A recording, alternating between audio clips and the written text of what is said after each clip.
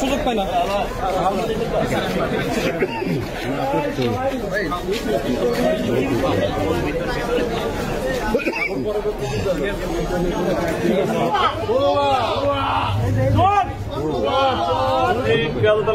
কেরামত আলী সাহেব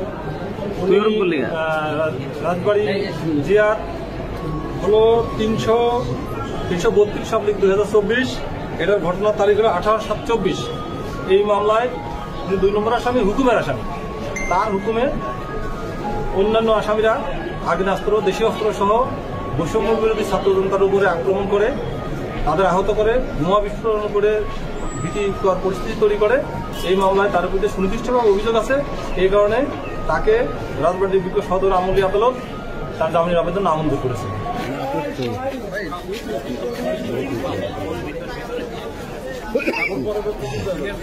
আজকে এই 15 বছর 7 মাস এই সারা বাংলাদেশের ন্যায় এই রাজবাড়িতে আওয়ামী পরিবার ভিত্তিক রাজনীতি গঠনের ক্ষেত্রে সাবেক এমপি, সাবেক মন্ত্রী জনাব কাজী কেরামত আলী এবং তার ভাই কাজী ইরাদত আলী সারা রাজবাড়িতে একটা ত্রাসের রাজত্ব কায়েম করছে।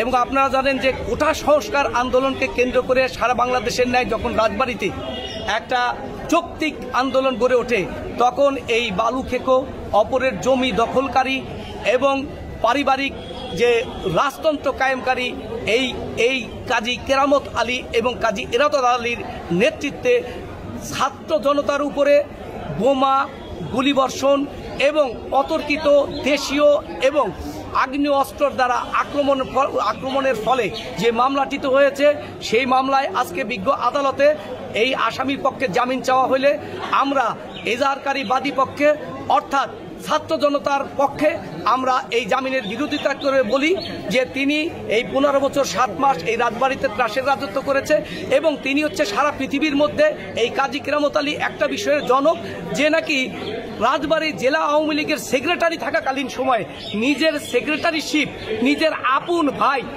কাজী ইরাদত আলীর নামে স্ট্যাম্পে লিখিত দিছে, যা পৃথিবীর কোথাও পাবেন না।